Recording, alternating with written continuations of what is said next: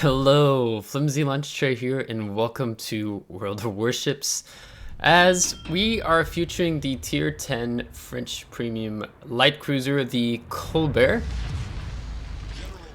And I kind of almost want to laugh when this match started, because this map, Tears of the Desert, also known as Tears of the Cruisers, and I'm in Colbert. So rather ironic and funny. So you're going to be getting a treat that I'm going to give you 2-for-1 special and hopefully 30 minutes total. I am sick, so I apologize if my commentary sounds a little bit out of it, or if the medicine is taking away my thought process if I ramble too much. But with how I intend to title the video, and that is asking the question, is Colbert worth it? And that's going to, of course, depend entirely upon you as a player in what your play style and does this ship suits you or not. So we'll talk about that here in just a moment. This ship is in the Research Bureau. So this is the second Research Bureau ship that I've picked up. I'll put on the screen how much it cost. I do not remember how much this ship costs off the top of my head. So let's go ahead and pose the question. So is Colbert worth it? Let me answer that and get out of the way, not like keep you hanging up in the air forever. Yes and no, depending on you as a player. So let me expand upon that a little bit. So for myself, I knew that Colbert was a ship that would fit me well from what I was hoping. And you can kind of distinguish this depending upon your play style already in the game. So let's say, for example, do you like playing Radar Minotaur? Then I would say yes, Colbert suits you. Do you like playing French destroyers, open gunboating, or Russian destroyers, open gunboating and such? Then I would say yes. Do you feel comfortable playing a ship that is a bit of a high risk, high reward ship, in the sense of, when I say high risk, you are a light cruiser and sometimes you will be sweating sweaty, filthy tryhard with this ship sometimes. And do you mind that play style, or do you find that it stresses you out and that you don't like it? So if you've liked all the things I have just said, then I would say yes, Colbert is most likely worth it for you as a player, especially if you like DACA, as you're seeing us do here in Colbert, towards this Palmer who we've already forced away.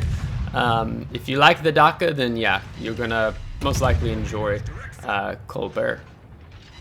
Now, if this ship is not for you, if you have a difficult time with map awareness, situational awareness of what's happening around you, as I'm trying to get my team to go for C because there's most enemy teams up here. But if you are a player who struggles with map awareness, situational awareness, I'm going to immediately tell you off the bat that Colbert is not going to be for you, because often you can see almost after every shot I take, sometimes I'm instantly free looking. I'm looking around for my surroundings. Because Colbert is a ship that you can easily get one-shotted by enemy battleships, or even enemy cruisers if they catch your broadside well enough, and they have really good AP shell maximum damage. If you have a hard time utilizing islands and trying to make the most out of the ship, in trying to stay dark and utilizing your concealment to unleash firepower, then yes, this ship is not going to be for you. If you don't like high-risk gameplay, again, Colbert is not going to be the ship for you. Even if, if you're more of the person who likes to play World of Warships more as relaxing and non-stressful. Maybe you like playing more of a Yamato, you like playing Montana. Cruiser-wise, maybe you like being a little more comfortable in something like the Stalingrad, Moskva, maybe even something like the Des Moines. If you like Wooster, I would say that, yeah, there's possibilities with the Colbert, but it's the skill floor for playing Colbert well, in my opinion, is high. It's not low, it's not medium, it's high. So someone who, if you like watching streamers on Twitch, then John the Ruthless is someone you're definitely going to want to check out. I think Colbert is his favorite ship, and so I've just watched him a lot playing the Colbert, because he's a really good cruiser player, so definitely check him out. So yeah, I hope that answers the question of, is Colbert worth it? If you don't mind, you enjoy the high risk gameplay, like with Radar Minotaur, like with open gun boating, like a French cruisers. It could be French cruisers even, compare it with Henry. French destroyers, Russian destroyers, gun boating. If you like that playstyle, then yeah, Colbert is definitely going to be it for you. If you don't like that playstyle, you find it very stressful, you're not good at open gun boating, you struggle with map and situational awareness, then Colbert, I'm going to just tell you straight off, it's not the ship for you. So, with that out of the way, I'm going to talk more about the ship before I talk about more of the gameplay that I'm going to be featuring you in these two battles. And you definitely want to stick around for the second battle, because it's one of the rarest maps you can get in World of Warships, and I thought Tears of the Cruisers was going to be a challenge to play. Wait till the next one comes along, but it turns out all right. So I'm just going to go to the WoW's Wiki. It has some really good player commentary here on terms of the performance, as we just kick off our almost 4-minute engine boost. Alright, Colbert proudly serves at tier 10. Let me change my phone screen here. Representing France, she is equipped with numerous small caliber guns, supporting lightning fast turret traverse time and rate of fire. This blistering firepower can prove to be overwhelming to nearly any ship unlucky enough to find yourself on the receiving end of the barrage from these guns, which you are going to definitely see examples of this throughout this battle and next. As a French ship, Colbert is fast. She has access to speed boost consumable, which is most effective when paired with a ceramic signal flag, meaning that your speed is going to be increased. Players intending to deploy Colbert in open water must utilize her speed and employ evasive maneuvers in order to avoid being sent back to port prematurely.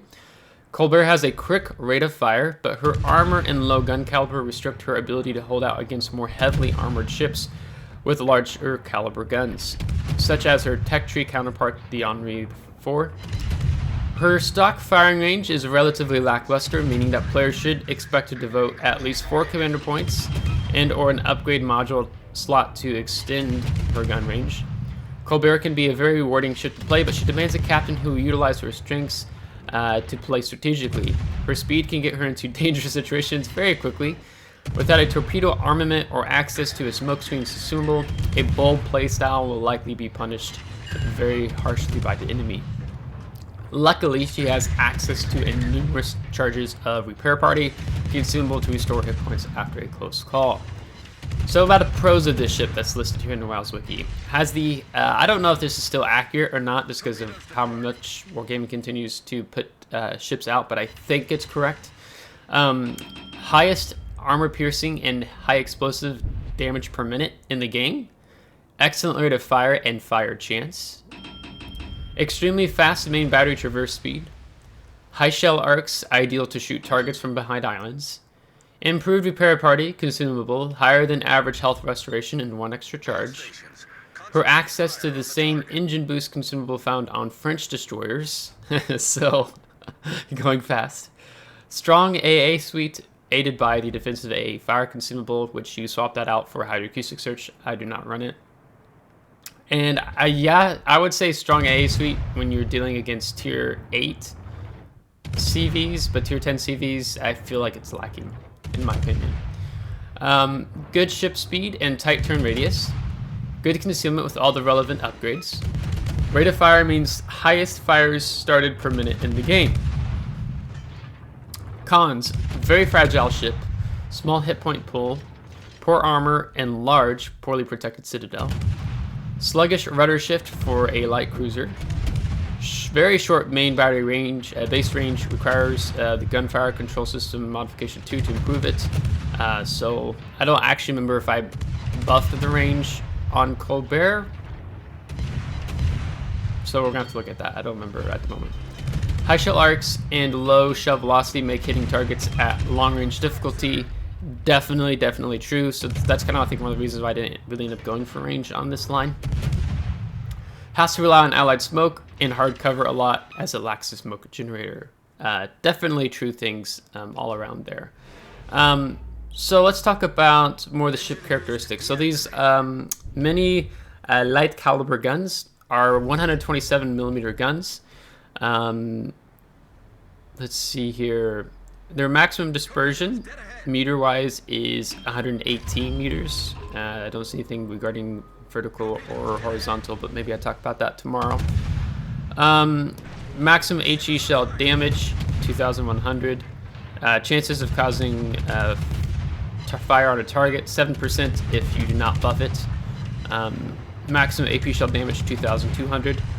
Your survivability in terms of your hit point pool is 36,100, but I've used the commander to pick up survivability expert, which I think is definitely needed for Colbert, to put me up to 40,600. That really helps out quite a lot in my opinion. Here you can see some of the damage we've taken and how much we're able to heal back. So the heal is a little larger than the average heal, slightly, I would say, for the Colbert or this type of ship. So you'll definitely be taking the India Delta combat signal with this ship. The gun range. Okay, yeah, we've definitely done something with the gun range because the maximum firing range is 13.8 kilometers. Let's see here.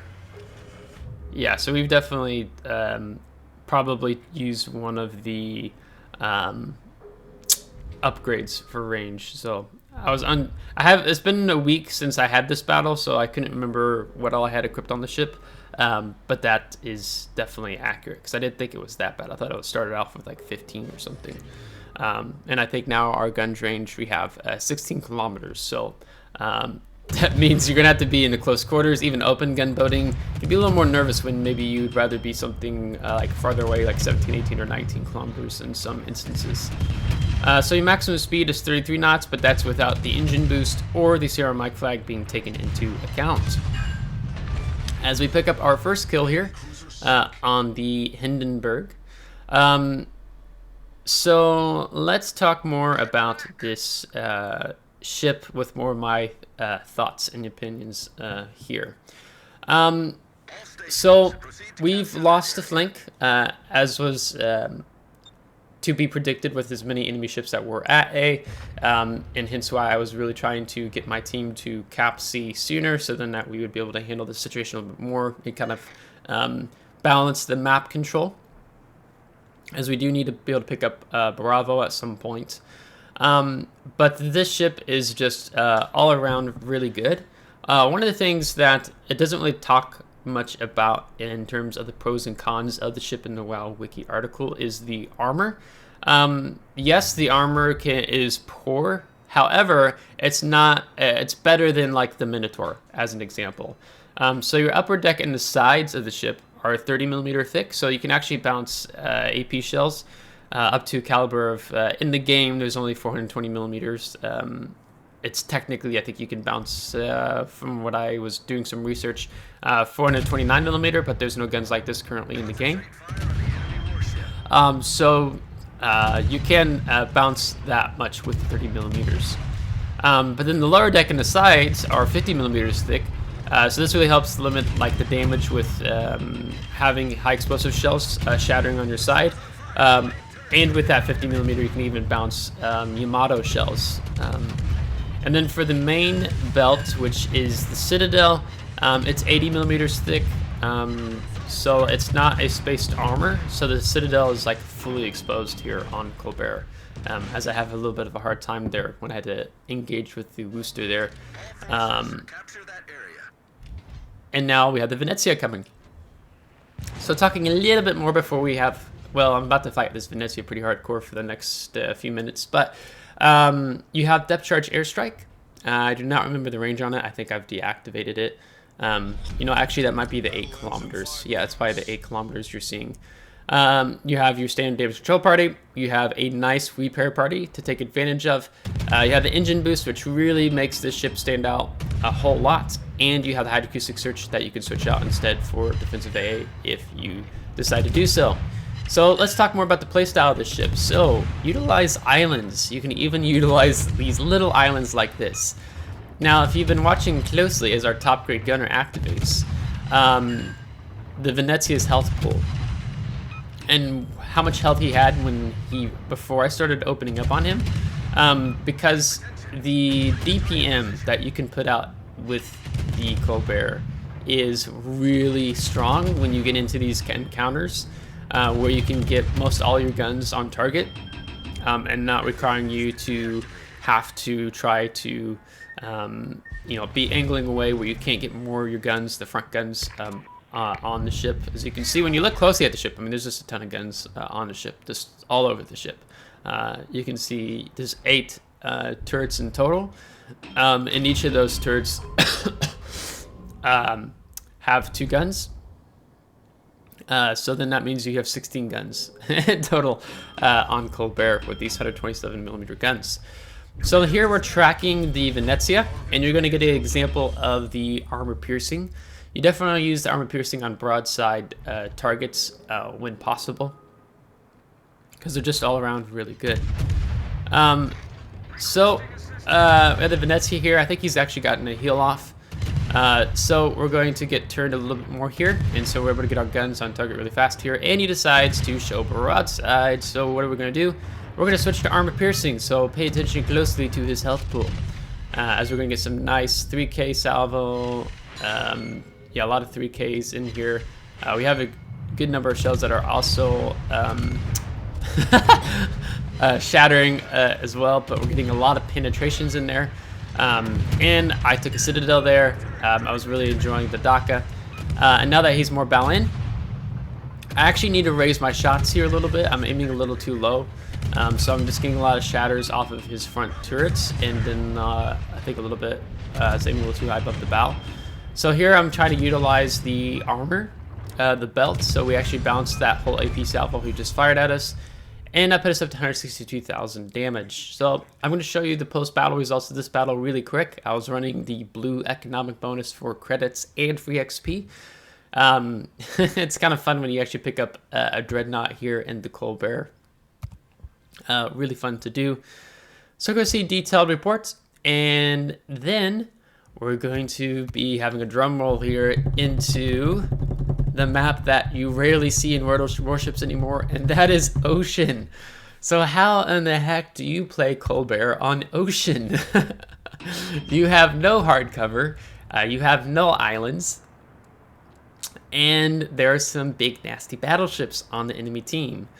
As I'm trying to actually type correctly here in the chat, and I say feels exposed. So I look immediately over to my left, and I see the gearing.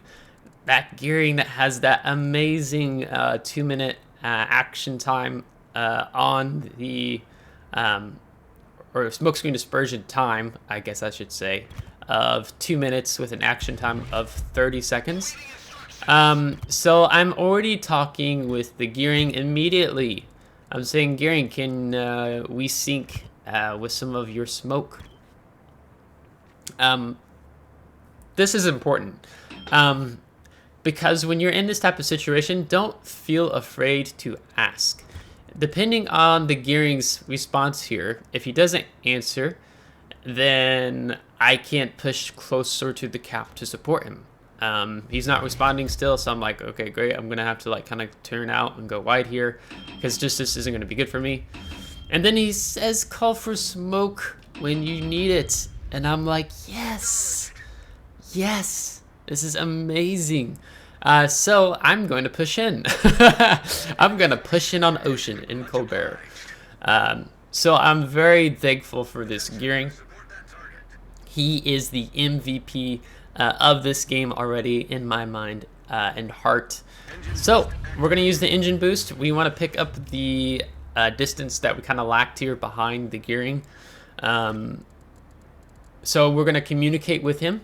When you're in situations like this, if you can rely on your teammates, which is hard to do in World of Warships, but if you could communicate and talk with them, and they're willing to work together as a team, you can make some amazing things happen here. So this Colbert, or Gearing, sorry, has dumped the smoke. He's doing it very nicely, actually. I have to really commend him, because watch how pay attention to how he's dropping the smoke. He didn't just do a line straight in all the way across the cap. He has the smoke where it starts going in, and then he loops it back out for an exit way. Now, he probably did this unconsciously. Maybe he did it on purpose, but this is really going to help us. So I'm getting into the cap here and using our hydroacoustic search and also the golden lion. The good already utilizing his HE airstrikes because he's fishing for us, but nevertheless he cannot find us. But we're close enough to the enemy team that we're getting a top grade gunner. So this is one of the playstyles that you have here with the Colbert. It's utilizing the smoke screens when you can work with a teammate, or let's say you have a division mate, and that's really helpful. Now you have to be very mindful with the Colbert because no one likes an HE DACA ship. Maybe I don't think it's as hated as the Smolensk, because you see more Smolensks than you do Colberts. But you have to be conscious because battleships don't like HE DACA firing ships. And so the Yamato has already fired at us, and you have to pay attention to where an enemy battleship is pointing his guns, because they will take blind shots at you. You can also notice I have over 83 non-pins, and that is because I'm not raising my shells high enough. I need to be raising them higher to get more on the superstructure, as I'm trying to figure out if this Yamato has been pushing or if he's slowed down. So I think now I'm going to be raising them, hopefully getting some better penetrations, because the main turrets are going to be doing on the Yamato are going to be shattering a lot of my shells. So now St. Vincent decides to take a shot at me, right? As we activate top grade gunner again, because we're picking up the Sherman here. So we definitely want to knock him out. And we're moving through the smoke screen, paying attention to the action, the remaining dispersion, smoke screen dispersion time of this smoke screen. As we pick off the Sherman there, I have DACA 2 Sherman. And then now it's time to run. So we need to disengage because the enemy gearing is spotting us.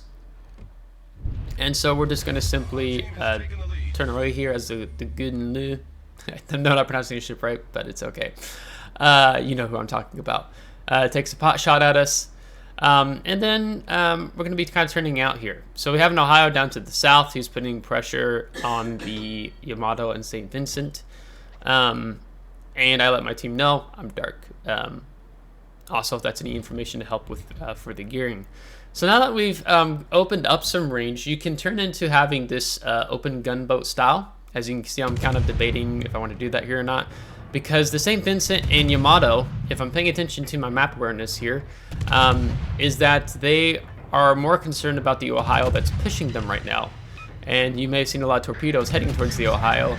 It looks like he maybe took one or two. But because he's a real threat for them, then that means I can step in here and apply pressure from this direction as we start lighting a lot of fires on the St. Vincent and unleashing our DACA. So we're already over 300 shell hits, as unfortunately the Ohio does indeed go down. So that means I've lost my distraction as we pick off the St. Vincent. So I've stopped firing my guns because naturally, now that the Ohio's down, the enemy team on this flank at Bravo are going to be turning their attention to me. As you can see, I stopped firing as soon as the Ohio went down, but then they're already looking at me until my gun firing bloom shrinks. So yeah, so this open gunboating style with Colbert, which is the other play style that you may often find yourself in the ship, is one that you want to be utilizing the engine boost when possible, as the gearing just detected us. As I think the Yamato just fired, so I think that's why I'm opening up here, but I don't remember. You want to be utilizing the engine boost as it's about to come off cooldown to accelerate juke. You can be accelerate juking a lot of shells as we take a bit of a hit there. And you're going to, so there's the engine boost, so we're already turning directions. We're getting another fire lit. There's the Yamato. I'm looking more at his shells, and it looks like we're okay. Maybe take one or two. No, we juked the style completely, because players who are experienced players who are well enough familiar with the Colbert know that the French ships are just very fast in general. So we're able to utilize that to our advantage. And I asked the gearing if he can drop some smoke for me again, because it's getting a little bit hot. And he does, which is amazing. So I cannot sing the praises of this gearing enough. And I need to actually look closer at the screen here if I can see what his name is. But I keep zooming in and zooming out. So, so this gearing is just awesome. He's enabling me to have some really good plays here. So I'm very appreciative of that. As we pick up the Witherer, so you can get often Witherers and Arsonists here in the Colbert because of the reasons. So utilizing islands, hardcover, smoke screens, open gunboat playstyle we talked a little bit about. The other is the very aggressive playstyle of the Colbert, which if you're wondering what that looks like, I just would tell you, watch John the Ruthless. He makes some incredible positioning plays in the Colbert and being close to the enemy team at most all times. Of course, he does get punished for it sometimes, but he is just one that I would tell you he does that better than me. Like, I'm not even going to try to compare at all. He does that way better than me. Maybe if I have some battles of more imitating that play style, I can feature them, but that's not what these two battles were. But the aggressive playstyle is you push up, you utilize a lot of island cover, and you constantly, the goal is to be dark. It's like playing Radar Minotaur. You want to be relatively close, you want to get close enough to pick off the enemy destroyers, and you have that torpedoes to really help you out, and being kind of keeps enemy ships or battleships in check from pushing you. So that's something that's really strong with the Minotaur that you don't have the same as on the Colbert. But just being able to push up, utilizing the islands, so when enemy team starts fleeing, you're already right there and you can trail along with them and you can close the distance. As mentioned in WoW's Wiki, your engine boost can get you into trouble if you're not paying attention, meaning you're overextending yourself away from your teammates. So you do want to be very mindful and careful about that. Closing thoughts as the battle wraps up here. I really enjoyed the Colbert because I like the high risk, high reward gameplay.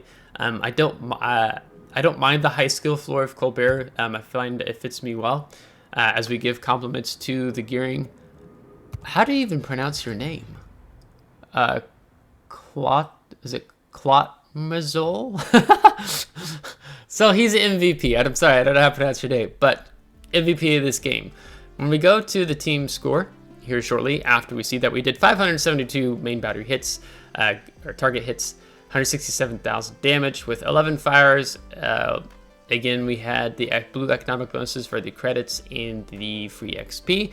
But when we go to the team score, top of the team, 2,055 base experience. And I will tell you, this is only possible because of the gearing. I probably would have had a very mediocre play here on Oceans.